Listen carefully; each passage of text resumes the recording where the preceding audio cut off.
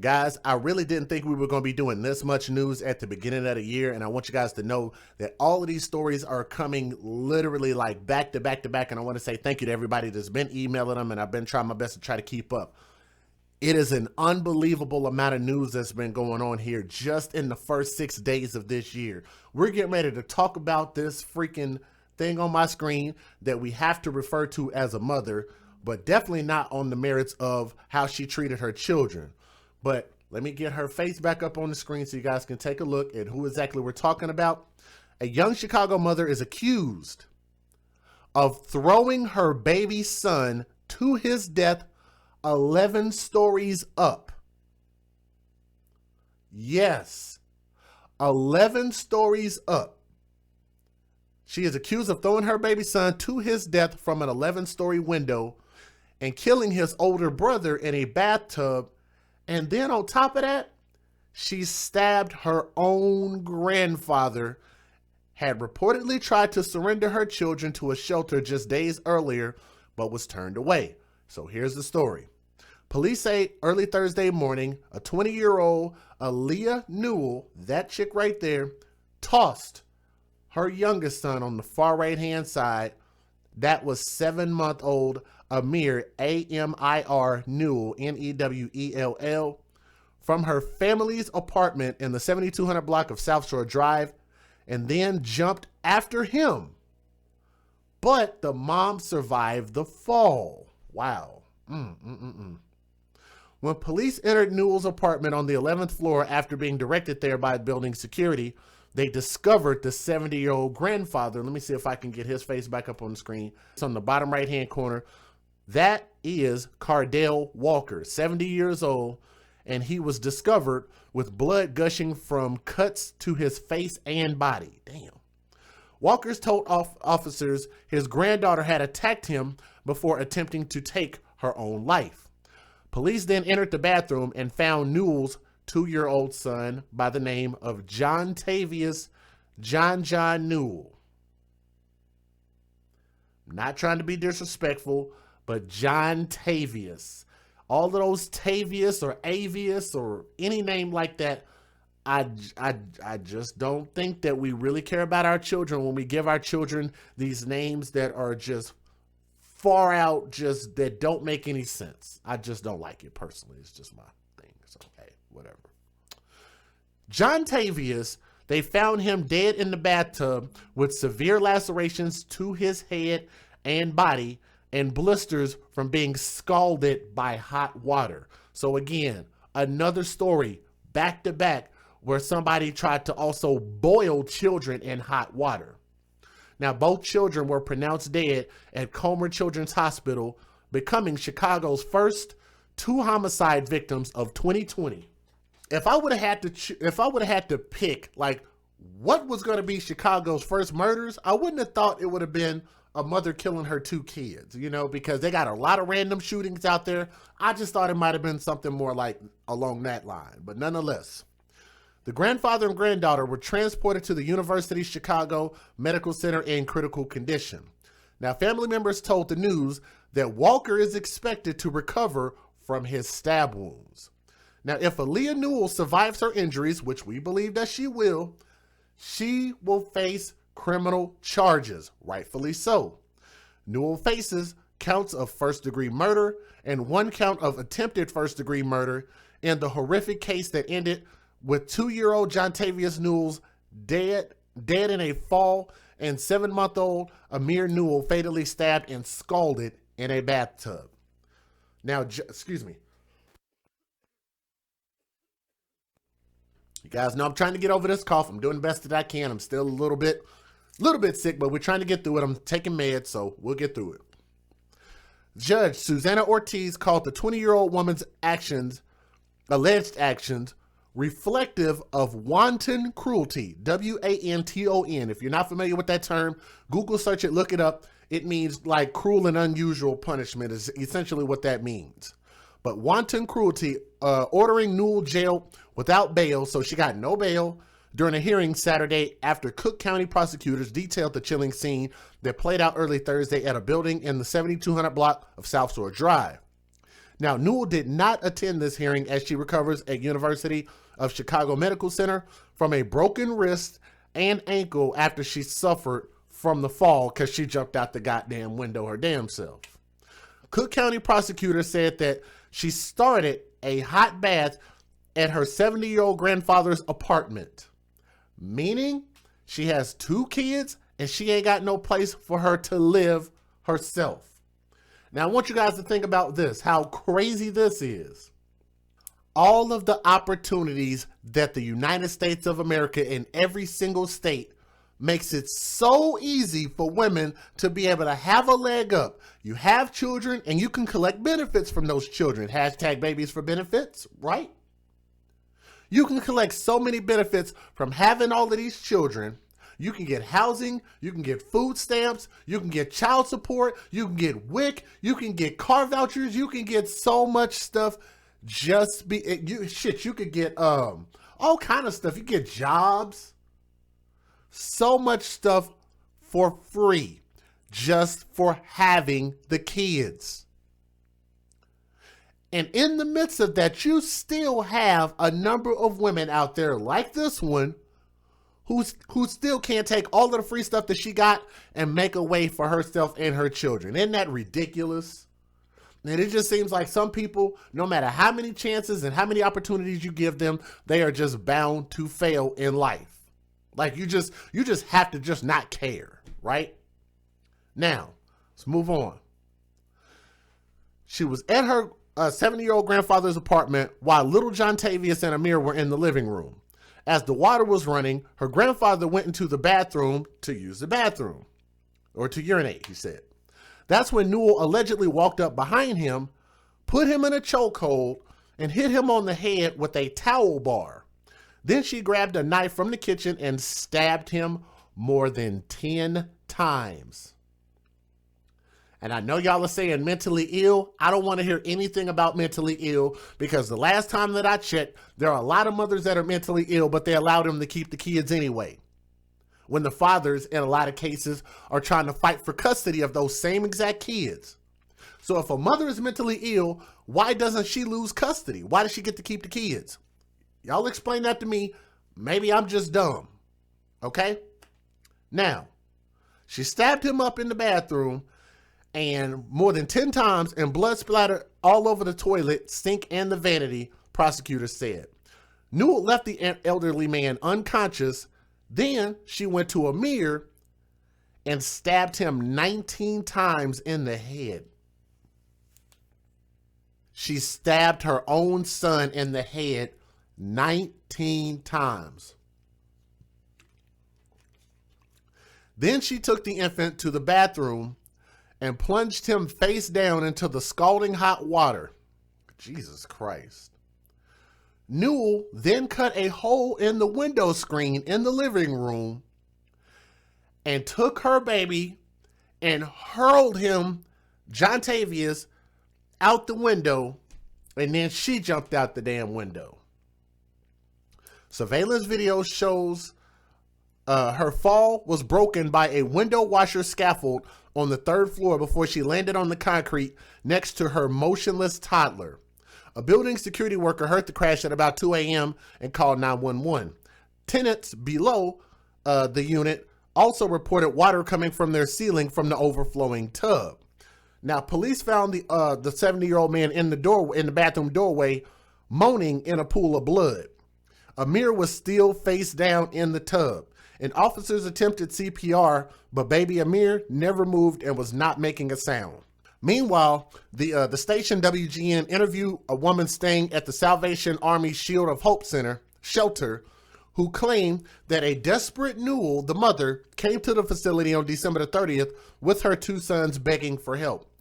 The 20-year-old mom of 2 reportedly wanted someone to take her children because she said she could not take care of them by herself. Y'all might hate me after this story. Shelter resident Adrian Thomas told the news Newell seemed fed up and did not know what to do. Thomas quoted the mother as telling some of the other women at the shelter, "I can't do it. I can't take care of them." But Like I say, y'all know that I have my thoughts about that. Now, according to Thomas, when Newell asked the shelter officials during the intake process if they could help her with her boys, she was told that they could not assist her and that she had to do it on her own. A spokesman for the Salvation Army could neither confirm or deny that Newell had sought help at that shelter, citing client confidentiality. Family members told the news that 3 days later, Newell took some pills before killing her children and leaping out the window. In May of 2017, Newell lost her older brother to suicide. And last summer, her brother posted a chilling message on Facebook saying that his sister was in the hospital and asking for prayers, and may God show her the right path and not let her go down the same path as our brother. There's a lot to unpack there, but let me go ahead and give you guys the fair usage and show you guys what was in the news as far as the videos. Federal law allows citizens to reproduce, distribute, or exhibit portions of copyrighted motion pictures, videotapes, or video discs under certain circumstances without the authorization of the copyright holder. This is called fair use. It is allowed for purposes of criticism, news reporting, teaching, and parody, which doesn't infringe of copyright under 17 U.S.C. 107. Robin and Larry, according to police, the young boys killed in this tragic incident, just 1 and 2 years old. Investigators are looking into the circumstances. They are still here, but we do know it involved a mother jumping from the 11th floor while holding her baby. It all unfolded just before 2 o'clock this morning at the Water's Edge apartment building on the 7200 block of South Shore. Police arrived to find a woman and her 1-year-old son on the ground on the north side of the building. Security directed officers to the 11th floor, where they found a 2-year-old boy unresponsive in a bathtub. Also, a 70-year-old man was suffering from stab wounds. The man told police his daughter began stabbing him and then jumped from the 11th floor apartment with the baby. Both boys were pronounced dead at Comer Children's Hospital. The man and his daughter are at UFC Hospital in critical condition. Now, area central detectives, they remain here continuing to investigate. Tragically, it is possible the children are Chicago's first homicides of the new year. Right, Brad, please tell me, this has been a hard case for them, and the two people who can explain exactly what happened at last check were unconscious at the University of Chicago Medical Center. The first call came in around 1:45 this morning, reporting a heartbreaking sight. Female and the baby are on the ground. Caller believes they fell out the window. The baby is not moving. A Chicago police spokesperson tells me they believe the 1-year-old boy was thrown from an 11th story window here at the Michigan Beach Apartments near 72nd and South Shore Drive. And then the 20-year-old woman, believed to be his mother, jumped. Caller said she heard a loud thump and went outside and saw a woman and an infant on the ground. The woman was taken to the hospital in critical condition. Meanwhile, police found a second crime scene upstairs. Can you have one of the officers downstairs bring up crime scene tape to the 11th floor, please? The apartment was flooded. Where's the water coming from? From the bathtub. And in the tub, investigators found an unresponsive 2-year-old boy who appeared to have been scalded. He was also suffering from cuts to his head.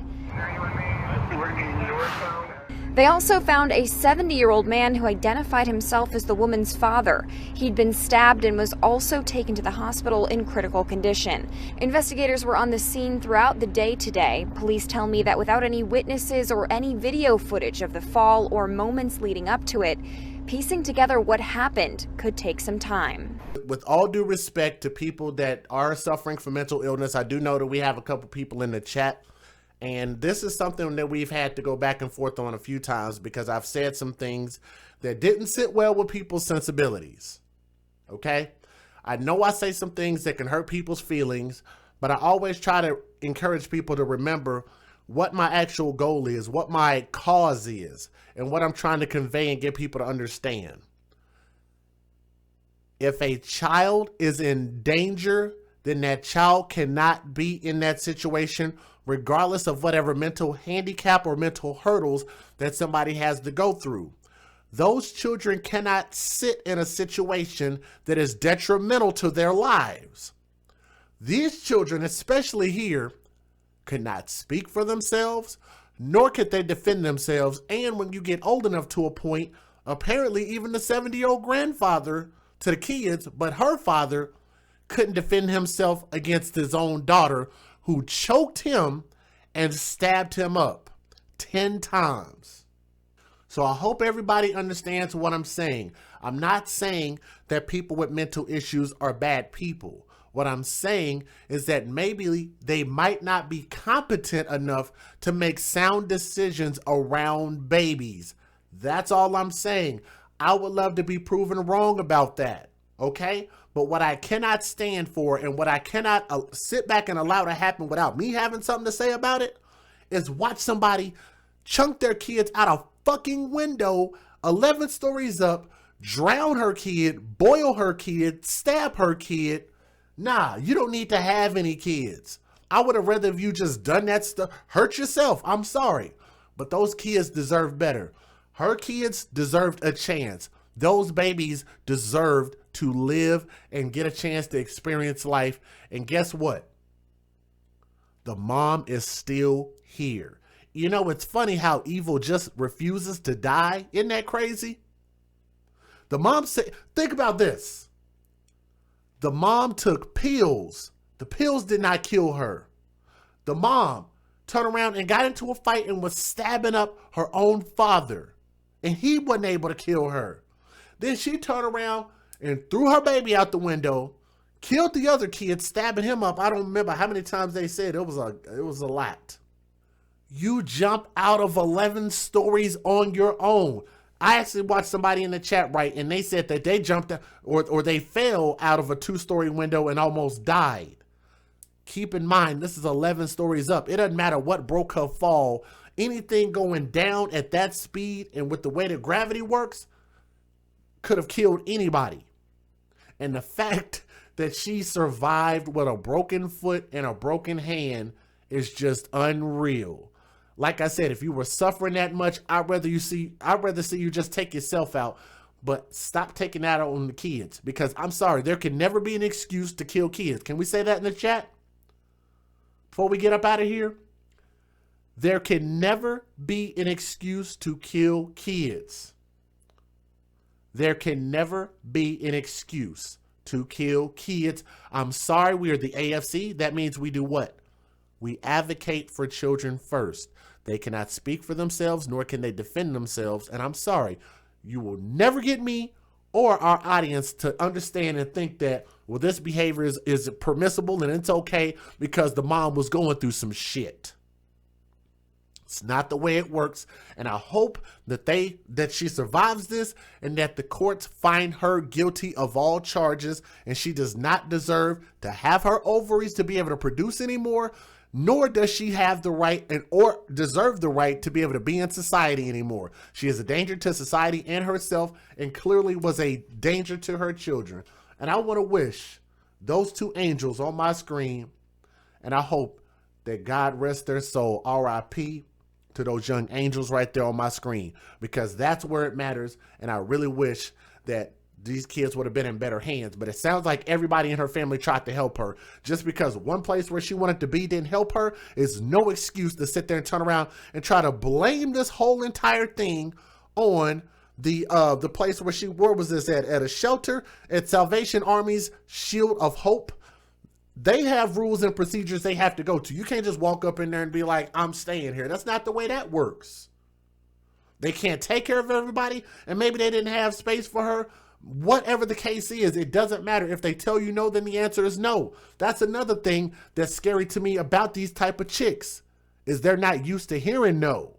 And they think that it's okay to just flip out. And that's not the case. That's also what having a father at home will teach you. Is it will teach you that sometimes you have to hear no, and you have to deal with it, and you have to suck it up. It's the way of the world, and that's the way of life. And nowhere in life is everybody going to just always kiss your ass and tell you, yes, it's okay. All right? That's what we stand for. And that's really the message that we try to preach, is we try to preach love and respect, especially respect, but protection for our children. Let me give a quick shout out to a person that actually just joined our channel membership all the way from Australia, if I'm not mistaken. Correct me if I'm wrong. That's Helen Smith. Join the Children First Advocates for Children. Thank you so much for joining the channel membership. Y'all know that button is down there. Y'all can click to join. Doesn't cost you very much at all, but make sure that you guys preach a message and send out a message and support a message that advocates for children first, because I believe it matters. So from my heart to yours, I want to thank you guys for listening to this stream. Continue to make sure you like, share, and subscribe to the channel. Throw the book at her, put her on the rocket ship, launch her to space. Let her suck up some of that space dust. This your boy DJ Just J. I'm out, man. Holla at your boy. You heard? Peace.